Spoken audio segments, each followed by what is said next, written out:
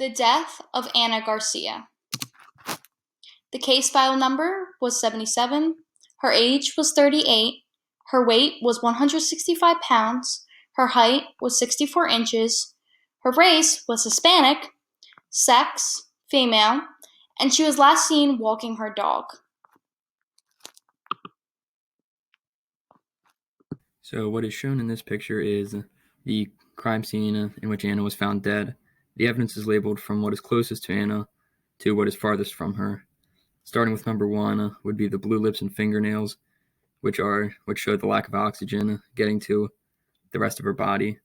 Number 2 is the vomit just beside her mouth. Number 3 are the pills spread around the scene. Number 4 would be the blood spatter on the side of the table where she hit her head. Number 5 is the bloody shoe print.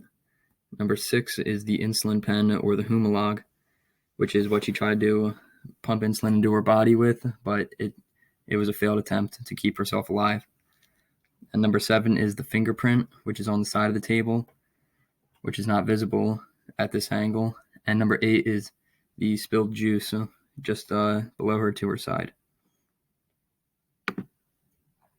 There's different ways to investigate a crime scene.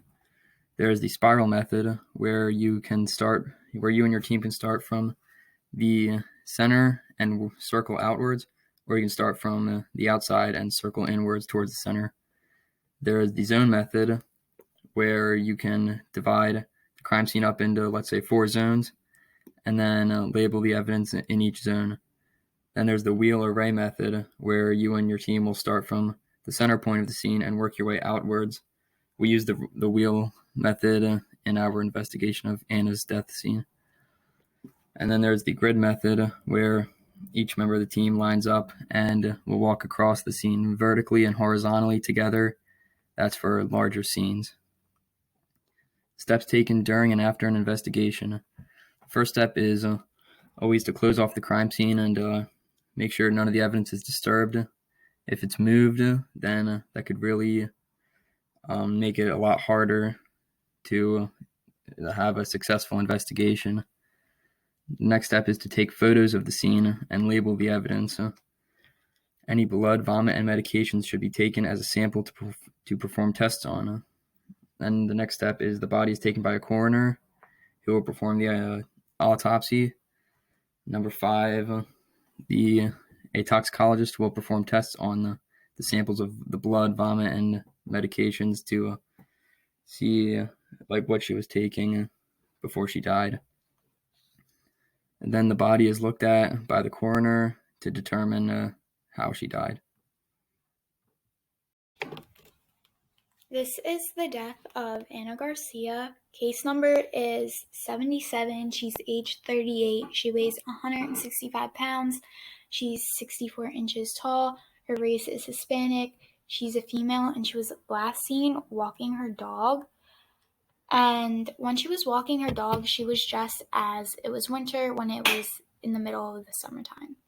So we believe that Anna Garcia died of heart failure. And heart failure is a condition that can last for years or even a lifetime, in which the heart does not pump blood as well as it should to meet the body's needs.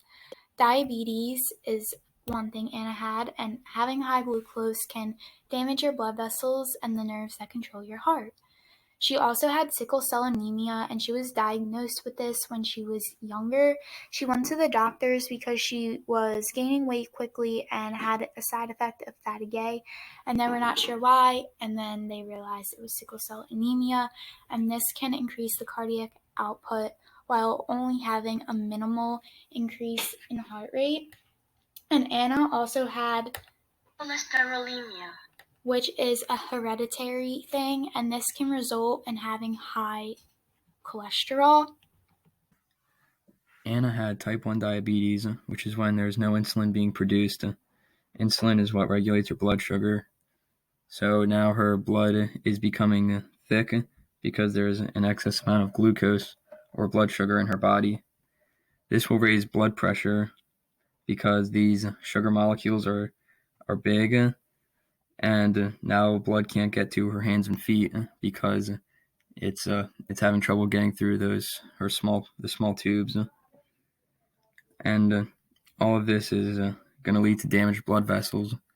And when there's damaged blood vessels, the vessels won't be able to bring oxygenated blood to the muscles. The muscles won't get oxygen, and that starts a whole cascade of other bad things.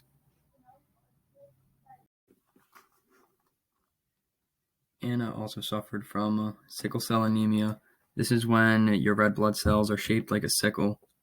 These will block blood flow, as shown in the image. Without blood, the organs will be deprived of oxygen. This can damage the spleen, and the spleen keeps the body's fluids balanced, and when the spleen is damaged, this will lead to more infections. Another key contributor to Anna's death was heart disease. Heart disease is a number of different things that will affect your heart. Anna had high cholesterol, which causes atherosclerosis, and atherosclerosis is when fat and cholesterol build up in the arteries and cause the artery to narrow. This can completely block off blood flow. She also had coronary artery disease, which is the narrowing and blockage of the coronary artery, which is located on the heart. She also had high blood pressure and left ventricular hypertrophy. Left ventricular hypertrophy is when the left ventricle is working too hard to pump the blood, and when it's working too hard, you will have heart failure.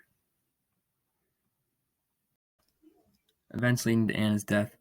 This is what Anna was doing as well as what was happening in her body.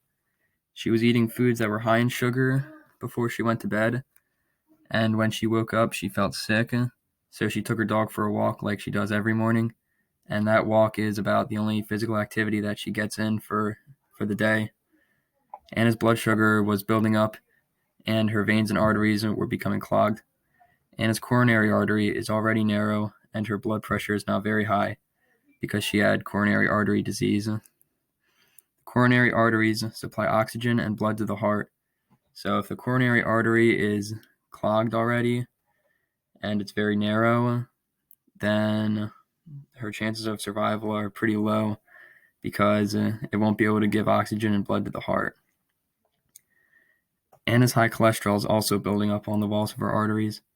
The blood is unable to travel through the heart, causing left ventricular hypertrophy. Anna's heart can no longer circulate blood and does not have oxygen, causing heart failure and a sudden death.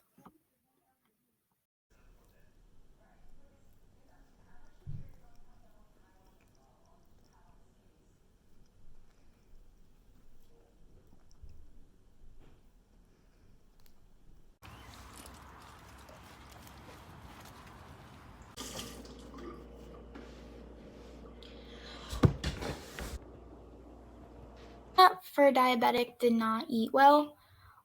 She kept a food diary, and one thing that she didn't put in her food diary was how she would have a few glasses of wine every single night. Sunday, August 12th, she had a full diary of what she ate, and for her breakfast, she had 1 cup of Cheerios, 1/2 cup of skim milk, 1/2 cup of blueberries, and for lunch she had 1 cup low-fat strawberry yogurt, 6 Ritz crackers, 1 cup canned low-sodium vegetable soup, 1 12-ounce can of Coca-Cola, and for her snack she had 1 single-serving bag of potato chips. Dinner, she had 2 slices of thick crust pepperoni pizza, and it was a 14-inch pizza. She had 2 cups salad, 4 tablespoons of Caesar dressing. For dessert, she had 1 cup of vanilla ice cream with 1/2 cup mini marshmallows and 5 Oreos. So her diary was not complete Monday, August 13th, and that is the day that she died. And what she had was 1 cup of whole milk and 1 biscuit. And she was having way too much sugar. The dessert Anna had the night before was too much. She also had a full can of Coca-Cola, and that can equal up to the total amount of sugar you should be taking in one day. Another thing wrong with what she ate was most of these foods are high in glucose. The 2 slices of thick crust pepperoni pizza, the bag of potato chips, the 5 Oreos, the cup of vanilla ice cream, 1/2 cup of mini marshmallows, the 12-ounce can of soda, and 6 Ritz crackers. These sugars provide less energy for Anna because they have fewer intermolecular bonds. This was a lot of sugar to take in, so Anna's blood sugar likely got higher, and that led to blood vessel blockage. There was also ketones and protein found in Anna's urine, so her body was unable to soak up all the glucose. She had type 1 diabetes, so she always had to be careful what she was eating, and sometimes she just did not eat. Anna's circulatory system was being compromised by her heart disease. This means that her blood vessels began to become narrowed and have blockages in them. Because her circulatory system was compromised, this means that diseases of her arteries would occur, eventually going to her legs, then affecting the blood flow to her brain. The muscular system was also being compromised because her muscles weren't getting blood since the arteries and veins were being clogged by blood with too much glucose. Her nervous system was also compromised by her heart disease. Since she had her heart disease, there was a abnormal activation in sympathetic nerve system. This abnormal activation would actually eventually start to worsen her heart disease. And other abnormalities that occur with this is increased urinary catecholamine levels, increased plasma nephrin levels, which is a hormone that is sent by the sympathetic nerves, increased sympathetic tone, and abnormalities in cardiovascular reflexes. Medications that Anna was taking was Vasotec, an ACE inhibitor for her high blood pressure. This actually wasn't found in her toxicology report, so that leads us to believe she wasn't taking this for 3 to 4 days prior to her death. There was no alcohol found in her toxicology results, so that leads us to believe that she was taking her antibiotics for her urinary tract infection. Also, there was trace amounts of hydroxyurea in her blood, so that means that she was taking her medicine for her sickle cells. And her blood sugar was 280 milligrams over deciliters. So that means that that's shown because the night before she wasn't eating right and everything, but that also leads me to believe that she wasn't taking her insulin Humalog because it was found next to her body at the crime scene. So that shows that she was probably trying to take it before she passed. Daily, she took acetylsalicylic acid, which is aspirin. She also took her arthritis medication because she had avascular necrosis in her hip joint. This means that her hip bone was dying, causing her joints to collapse because the main artery that supplies blood to the bone was being blocked by her sickle cells. Careers involved Anna during her life and postmortem. Anna would go to see a cardiologist for her heart disease. A cardiologist gave Anna her heart disease diagnosis and continued to help her with treatments. She would go to a hematologist to get her treatment for her blood disorder, sickle cell anemia. For her diabetes, she would go to a dietitian and an endocrinologist. A dietitian helped her come up with a healthy meal plan and with foods that are healthy for her. The endocrinologist who would diagnose her and treat Anna's hormone imbalances by restoring her normal balances of hormones into the body. To get the diagnosis of her urinary tract infection, she would have went to see her primary care physician and would have been prescribed medication.